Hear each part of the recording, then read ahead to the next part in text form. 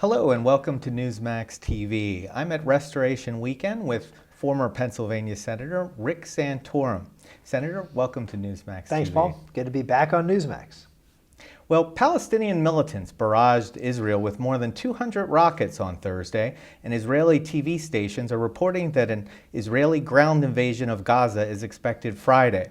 How far should the U.S. go in supporting Israel? We should support our ally in its ability to defend itself.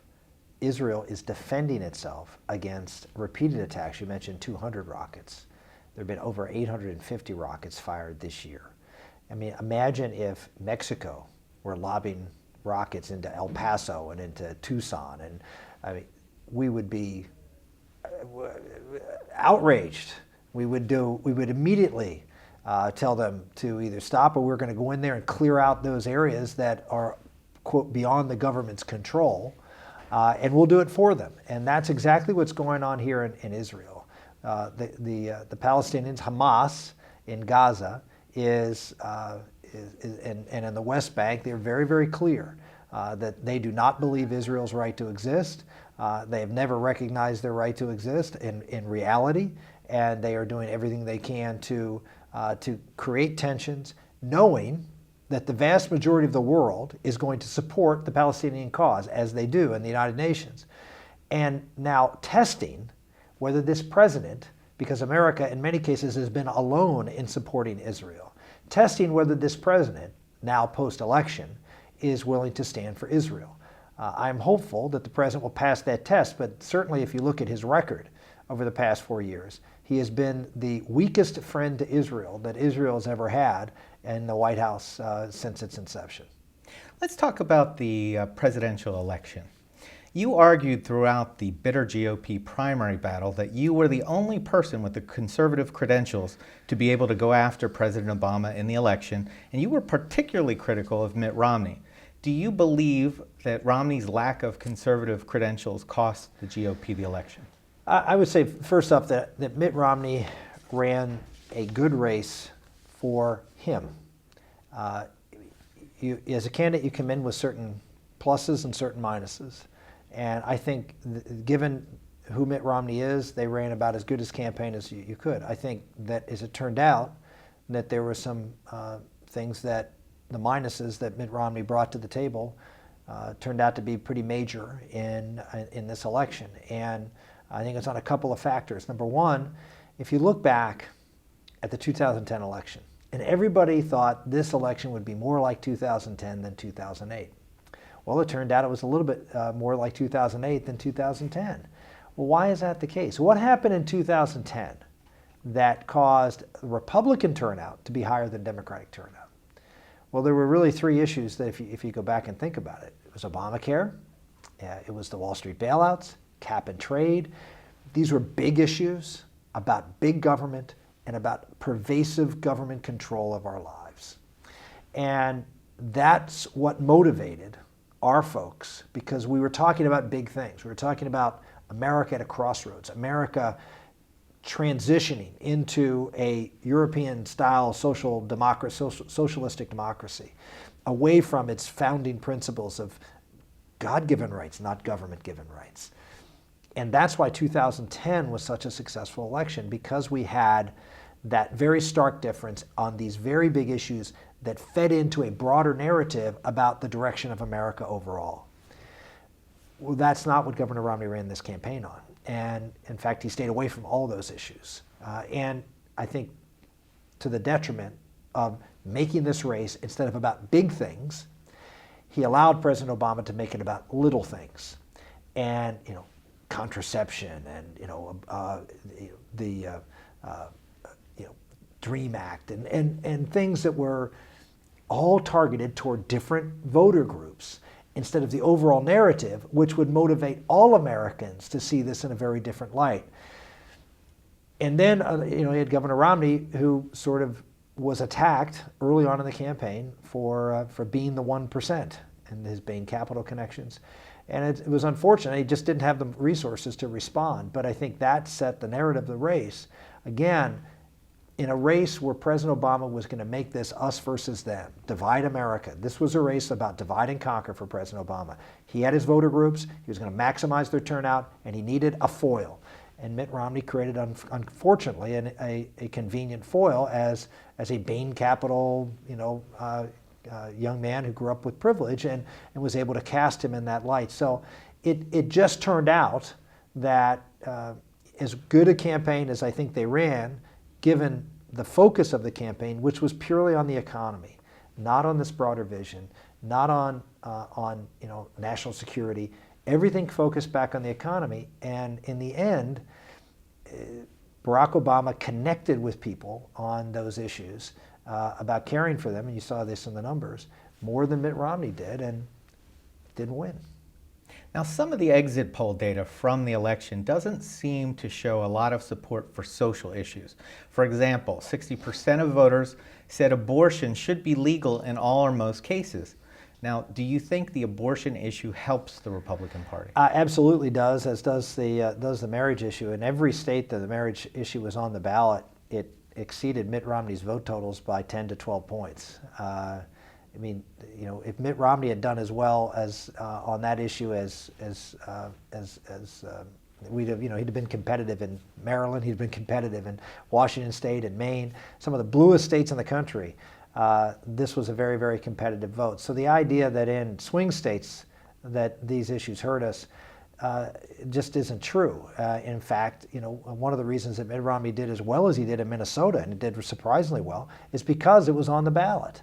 And turned out, marriage was on the ballot and turned out a lot of votes. On the life issue, I question that exit poll. I mean, national polls have consistently shown that if you look at pro-life, pro-choice, that it's pretty much 50-50, and it's now trending, in fact, more pro-life, in large part because younger people are now more and more pro-life. So I don't think social issues hurt us. What you need to do with social issues is you have to integrate them into your overall message. And you have to be aggressive in making your case. We lost on the abortion issue in this election because we played defense instead of offense. Barack Obama has the most extreme record on abortion in maybe any politician, in Washington, D.C., much less any presidential candidate. This is a man who voted for infanticide. This is a man who, voted against partial birth abortion. This is a man who has as far extreme a record that I guarantee you, if it's 60% in that exit survey, I wouldn't think 10% would have the opinion that he has on some of the issues.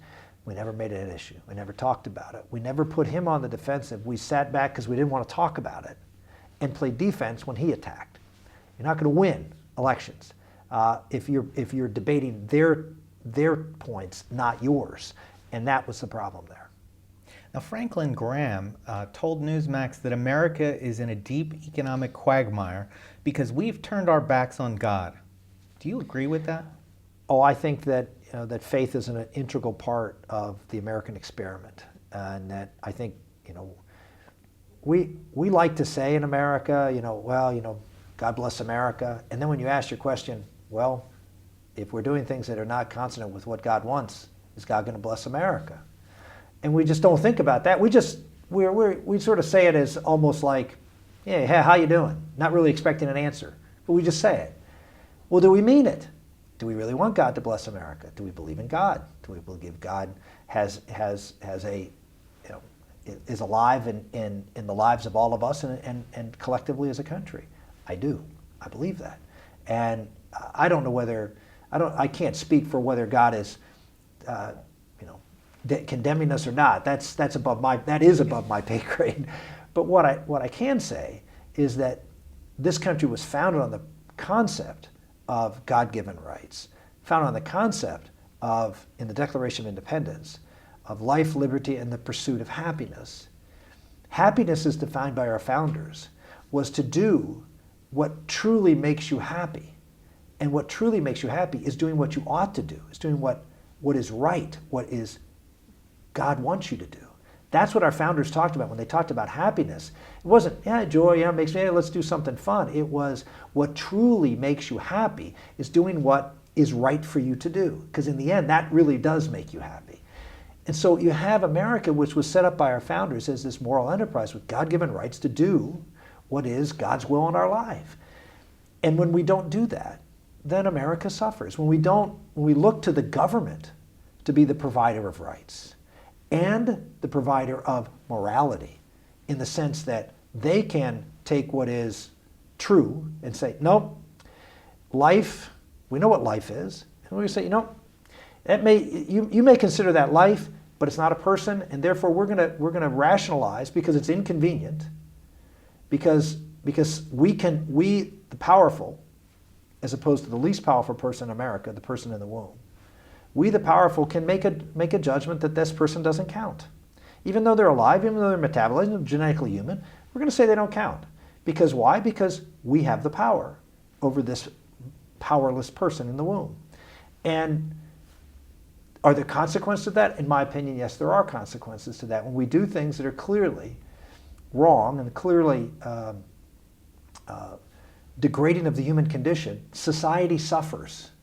And I don't know whether they suffer because we're denying truth and we're not standing up for what we should as Americans, which are the vulnerable, which are you hear so much on the other side about how we have to take care of the poor. And who can be poorer? Who can be more vulnerable than this little child, this little innocent child in the womb? Yet we don't take care of them. So I think there's certainly concern that I have in this country that as we coarsen ourselves in our culture, that we are going to have consequences for the future of our country. There's been criticism from all sides of the Republican Party since the election as to what the party did wrong. Do you think this blame game is going to hurt the GOP? No, I think it's a very constructive process. I mean, I don't know of any election where if you lose, you don't go back and do an after-action review and find out why you lost. And certainly everyone's going to have their opinion, and I welcome all those opinions. I don't disagree with all those opinions, but I welcome them. Obviously, I have some pretty strong opinions on this subject, and here's my feeling. The Republican Party represents the values, the founding principles of our country. If you go back and look at those founding principles I talk about in the Declaration, you look at the founders and what they saw as the role of government in our lives, the Republican Party best approximates, not always, we stray many times, of course, but best approximates where our founders established us and the principles that made us great. The Democratic Party and President Obama have a fundamentally different view of who we are as a country. President Obama said himself, he wants to transform America. He said it also in one of his last campaign stops. This is an election about two fundamentally different visions for our country. I agree with him. But that's not what this race was about, unfortunately. And in the end, he may have said it, but this race is, and what's going on now is an attempt by this president and by the left, which now is pretty much in control of Washington, D.C., to transform us into not a country patterned after the American Revolution, but a country patterned after the French Revolution. A revolution that was a three-word revolution. 3 words were the basis of it, which was liberty, equality, and fraternity. Fraternity meaning, as opposed to paternity, God-given rights. Fraternity meaning rights come from each other, come from the government. It was a specifically secular, godless revolution. It was a revolution that was based on the idea that religion and God were to be rejected because they caused strife in Europe, and therefore we need to reject them, have a secular society where government is the assigner of rights. And liberty is not liberty for all from the origin, and equality for all at the start, but equality of result as so dictated by the government. Liberty for all as so engineered by the government. It's a fundamentally different view of bottom up in America, top down, government run. And that's Obama's vision. At the same time he's making this argument, it is collapsing Europe. Europe is collapsing under the weight of government, under the decline. Europe is dying. The continent of Europe is dying because they're not having enough children to replace themselves. It wasn't for immigration. They're still losing. Well, every country in Europe is losing population. The European population of Europe, in other words, the French population of France, is being cut in half every generation because they're only having one child for every two people. This is the reality of what's happening in Europe. And it's financially crumbling and crumbling otherwise. And this is what Barack Obama wants to bring to America. I don't think we made that argument very well in this election. And so when people say, oh, gee, the wrath of God, or you hear those comments, had we made those arguments, had we made this campaign about this, and we lost, I'd feel a little worse about it. But we didn't. So we have no one else to blame but ourselves. Well, Republicans have been soundly criticized for a lack of diversity. How can the GOP change its image as the party of white, older, successful men? Well, if you look at the way I ran our race and look at the time I spent in the United States Senate, I ran our race on supply-side economics for the working persons of America and talked about what we need to do to create opportunity for those to rise. I spent a lot of time talking about welfare reform and what I did when I was a senator and how we were able to create opportunities for people. And we focused on the issue of stabilizing and improving the lives of families, of the traditional family in America. When the family breaks down, then the community breaks down. And what you're seeing, and as a result of that, they become more reliant upon government. Why? Because the family and the community isn't there to provide for the needs of the individual. Individuals, we have a strong individualist strain in America, and that's great. But we don't live our lives as radical individuals. We live dependent and interdependent on other people, our family members, who pick up other responsibilities, go to the grocery store for you or do other things. I mean, we live lives of interdependence. Well, when you don't have that interdependence, if you don't have a mom and a dad, if you don't have aunts and uncles, if you have generation after generation of single parenthood, and you don't have a network of support, then government becomes that alternative. And as a result of that, you have, society changes and it doesn't succeed. And what we've seen in America is this president and others take advantage of that opportunity and went out and specifically, went after those folks who did have a lot of have government support and did a very good job of turning out an election. They did a terrific job, and that's fine. What we have to do is respond to that by saying, oh, these people are, we shouldn't, these people are given gifts or whatever they were buying. No. People were making rational economic decisions based on the circumstances they were in. And what we need to do is say, look, we need to change the circumstance here. We need to rebuild the traditional family. We need to rebuild these communities. We need dads involved, not just with moms and their children, but in the communities, and create a healthier atmosphere there. And we need to weave that message, which is a message of hope. It's a message of stability. It's a message of a lack of decreasing dependence upon the federal government and more independence and freedom for you. That's the message. And we have to have an economic message that goes with that talks about opportunity and education, all geared toward giving these people who are in these communities that are failing and children are struggling the chance to get a good education instead of being locked into the schools that the Democrats want to lock them into. We have a message. We just don't go out and deliver it because we're too busy talking about tax cuts and not busy enough talking about how we need to have policies that affect people's lives. Well, speaking of tax cuts, we're a few weeks away from the year-end fiscal cliff. Do you believe that Republicans are going to have to adjust their thinking on taxes to get a deal that both sides can live with? Look, I think that we need to have a deal done and that revenues need to be part of the deal. But I think Republicans have always been willing to put revenues on the table. What we don't want to do is put tax policy on the table that's going to hurt the economy and cause more economic devastation and less revenues. The issue here is revenues, but not for the president. The issue for the president is not revenues. People need to understand that. The issue for the president is fairness. I remember during the last campaign, President Obama was asked if you were told that by increasing the capital gains tax rate, you would get less revenue. And you were told, and in fact, you had been convinced that that was true, would you still be for a capital gains tax increase? And the answer was yes. He asked why, and he said because it's fair. Tax policy shouldn't be about fairness. Tax policy should be about creating the best opportunity for economic growth and for revenue to the federal government to pay for its expenses. That combination is what we, but that's not his objective.